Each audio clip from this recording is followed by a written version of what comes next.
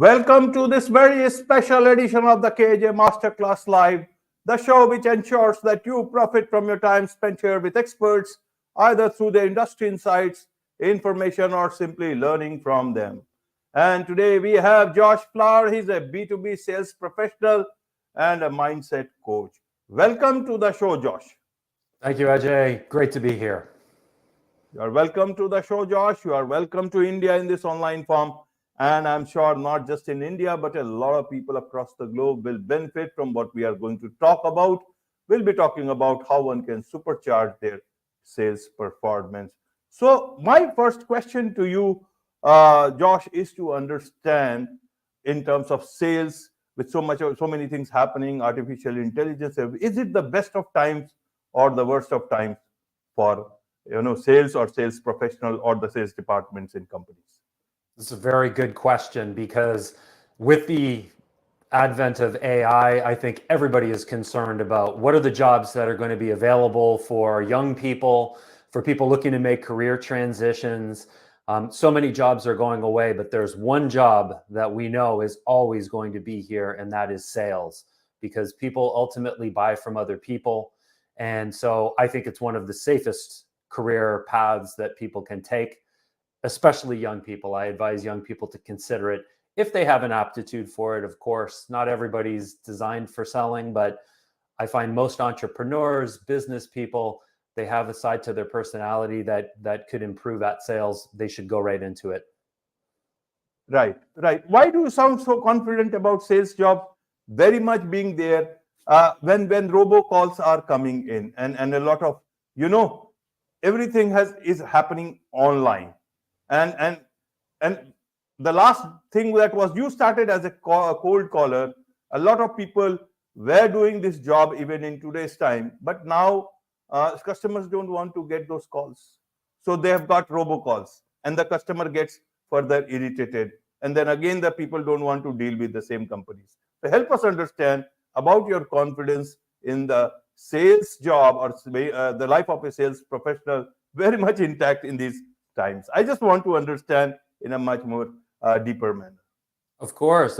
Well, I think you're absolutely right. With the advent of robocalls, certain elements within, I think, most job categories are going away. But ultimately, when it comes down to making purchases, there's a bit of a threshold. Think about yourself. We're all comfortable spending a little bit of money online, purchasing things, but ultimately they're to make those larger purchases, people will still go to the car dealership. People will still go to the retail outlet. They want that human connection. They want to feel as though they're being educated by someone that understands. And so I think you're absolutely right, Ajay. Many of the jobs are going away, but we see no slowdown in the hiring of salespeople across various industries. And a lot of them still are not performing very well. And that means there's turnover and new people are needed all the time. So most companies are still hiring. Even in down economic times, you'll see that most companies are still hiring for sales. Maybe not the very entry level cold calling type positions, but as an example, the company that I'm with is in the midst of hiring in our sales organization right now as well. So it's a trend that never seems to go away. Right. So in terms of, for a salesperson, how should they, insulate themselves from these changes? How do they make sure that their life is very much intact as a salesperson? Should they look at only higher level jobs? Are the jobs for, starting points, those jobs are gone and that people will have to start at a certain level from where the artificial intelligence, ends their job, and then the sales professional takes the threat from that particular place. Because the way the things are changing, the way we thought 2023 was the bad year in terms of jobs, but the way 2024 has started, even this is not looking very, very good, at least up till now.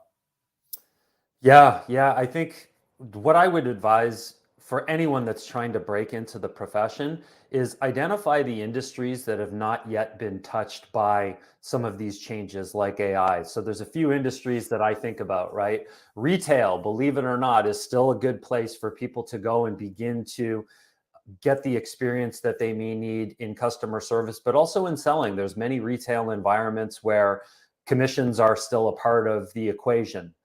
Another area that is where I got my start actually was in recruiting. So this is helping people find jobs. This is still an industry that is in need of people to facilitate those conversations. Companies still work with recruiting and headhunting agencies. I happen to know of a lot of agencies that have operations in India, all parts of India.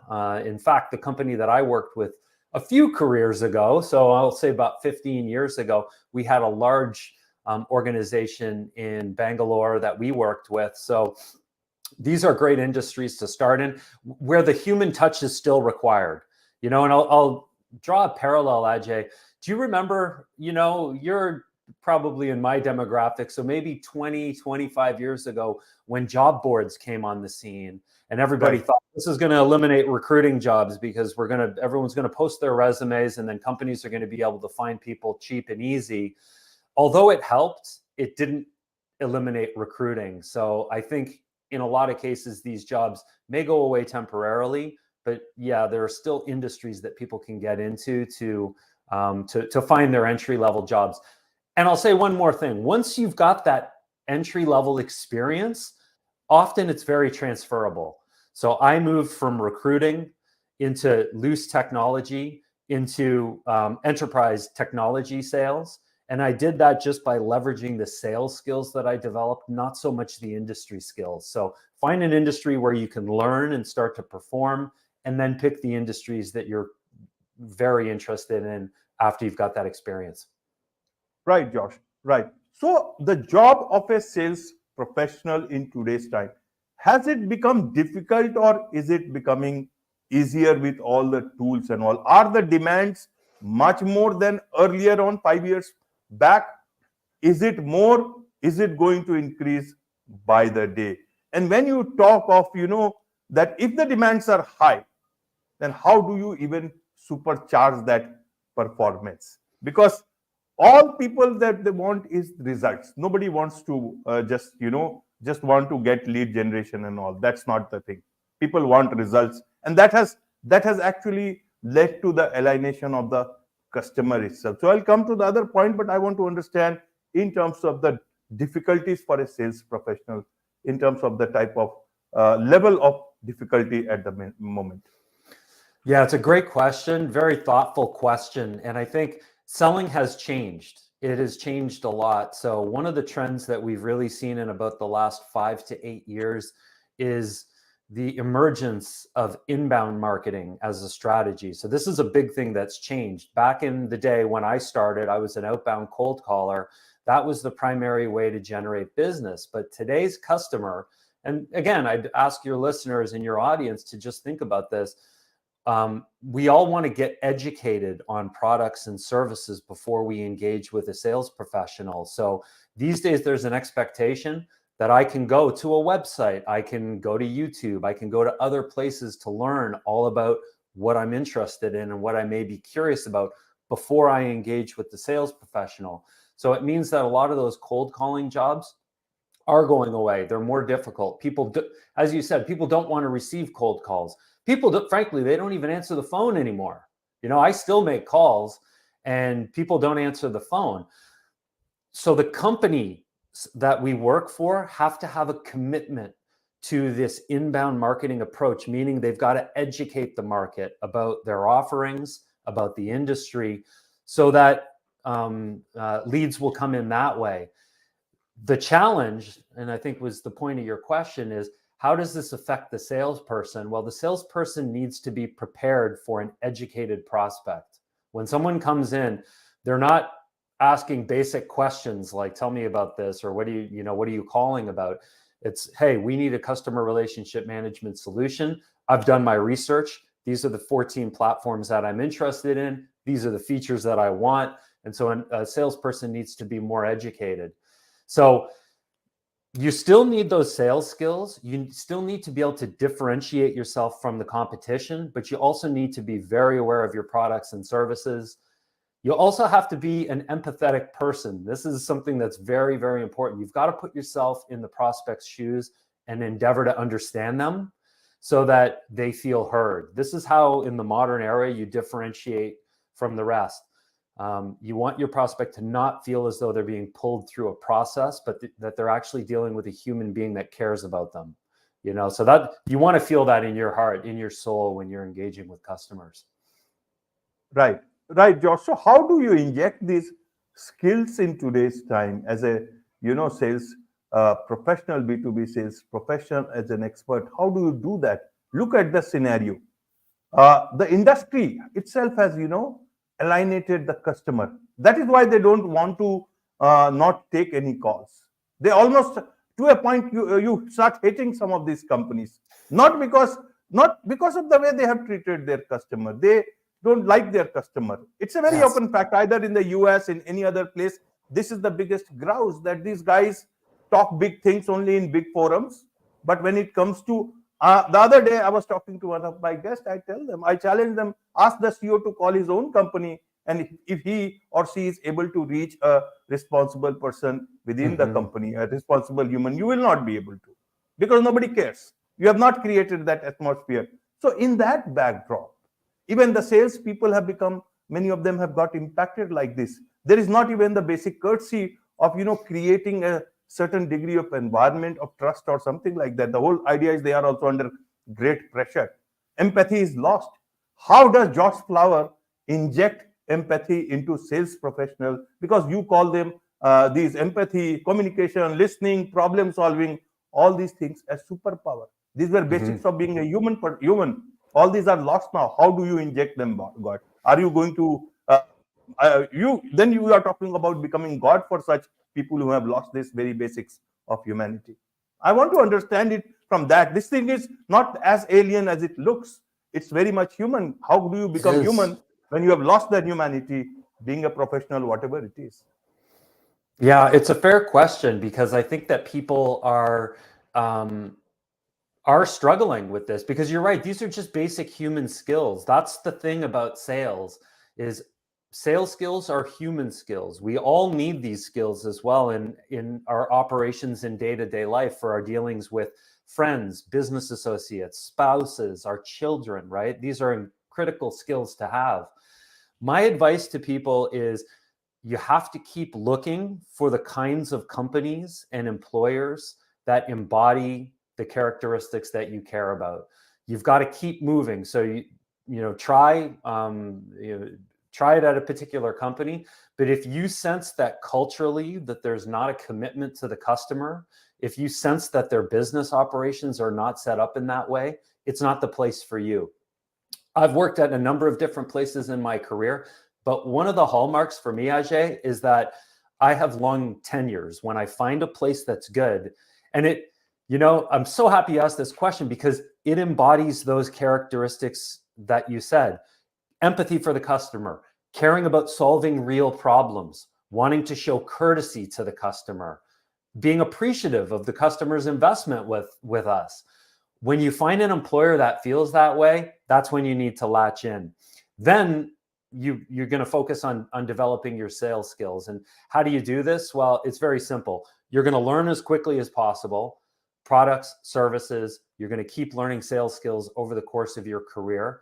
You're going to try them in the field. You will fail.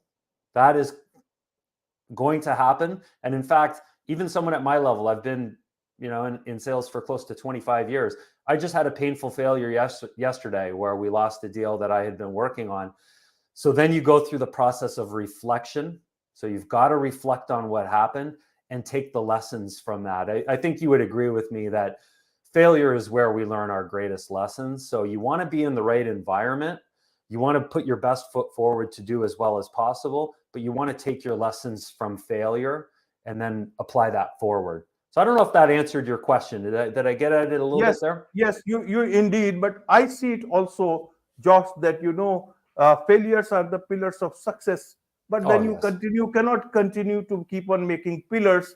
You need to make the ceiling also, so that it saves you from the rain and thunderstorm and everything else. The industry has to do that. They have not done it.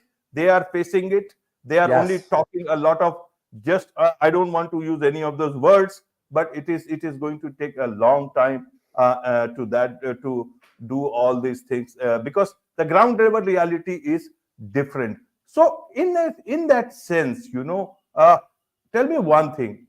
In the B2C space, we all know about the problem on the ground. Yes. Is it better in B2C, B2B, because you get bulk orders, so you are nice to the sales departments in other, or purchase department in other companies?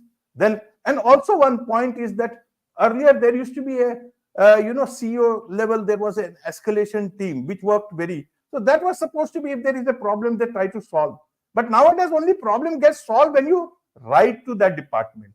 So you are lucky if you have the email address. How do you solve that thing when the culture is that none of your all the other filters are going to work for the customer, only the topmost person, that too you threaten that, listen, I will take legal action. That is Yes. the language, if they understand. So how do you look at, from that perspective, is it better in B2B sales? Also, in terms of a normal customer, how should they look at things? Can they expect any better outcome for their grievance when this whole process is not working for many companies? Now we see all these forums writing things about how they have been treated as a customer. In my own channel, in my own program, I don't want to talk about the problems I myself have faced on many occasions. As a customer, you must be knowing about your own experiences. Yeah, so to answer your question, I'd say yes. I think that there's less danger in B2B because there are resource tools that can be used. So when you're in B2C sales as the customer, it's very hard to know if you can trust the person that you're buying from, and there's not readily available information, and often you don't have the time to pursue it anyway. So you're going based on the person's sales skills, right? And if you trust them. And so you make that decision. But on the B2B side, I find buyers can take a little bit more time to be sure that they're working with the right vendor, take the time to do that. And so I'd say, as a customer, as a buyer, make sure that you're not just going for the lowest price always, that you're not just setting your criteria, at price or, at that level. You want to make sure that the vendor qualifies in other ways that are important for you. So I'll give you an example for me personally. I tell all of my customers, and I close six-figure deals primarily, so the deal sizes get up to $500,000 US. And I let them know, I'm a point of escalation. We did this engagement together. You trust me. And so I'm going to hand you to my team for the fulfillment. But if you're not satisfied, you come back to me. You're going to get me, and we're going to work this through together. And that's our commitment. We want to make sure that that customer knows that anything that they've been promised in the sales process is going to be delivered on. And if they're not happy, it's going to come to me. Thankfully, it doesn't usually get that far because I've taken the time to find an employer that I know is going to deliver on fulfillment and on value for that customer. So that's what I'd say to any of your audience members that are buyers or are looking for better engagements with salespeople and with vendors. Be sure to prioritize those things in the sales process, because sometimes the lowest price also comes with the most headaches. Right, absolutely. Yeah. So, Josh, in terms of when these people come to you in terms of taking your help to understand your expertise into, Yes. what is it that they generally come for? Also, you are a mindset coach. So, in terms of a salesperson, do you need to be now very strong in terms of your mindset, that you do not let these things impact your mental health, and then you can look at the acceptance as well as rejection? Do not forget who you are and continue to be the good person you must be in your personal life. How does that work, being a sales professional, as well as in terms of keeping your mental health all together in a better shape? Great question. Thank you for asking. And absolutely. So My coaching practice began as a way to help people develop sales skills. So particularly people that are in the field and want to perform better. Sadly, the majority of people in sales do not perform at the expected level. And so there are mindset traits and habits that can be implemented to improve performance. So I can help people with that. But what I realized as I went down the coaching path, Ajay, is that many of the skill sets that I've learned in sales are applicable in all avenues of life. And one of the big ones is, you said it, dealing with rejection and finding a way to stay positive and continue to be an empathetic and caring person despite taking your lumps, in the job. And so my coaching practice is really around helping people. Now it's about getting their lives in order. So it's not just improving a skill set. It's how do we get your life in order so that you can accomplish anything. It may not be in sales. Not everybody wants to do this job. And I tell people you need to have a thick skin, especially when you're younger and you're learning how to be more resilient. As you said, this is a learned skill. Not everybody wants that, but everybody can improve their mindset around their confidence, their perseverance, their resiliency, implementing the right daily habits so that they can get the outcomes that they want, and continuing to move forward even when times are tough. So these are some of the skills that I've learned in my sales career that I think are applicable to people in everyday life. Absolutely, absolutely, Josh. And there is much to learn about these things, very basic things, but then sometimes it is always better to get an accountability partner, someone who can look at things from close, but at a distance enough to see it well. And that person can be you. You have a lot of coaching packages. So for people who would want to, understand more about your coaching packages, tell them about that and what is the best way for them to connect with you, Josh.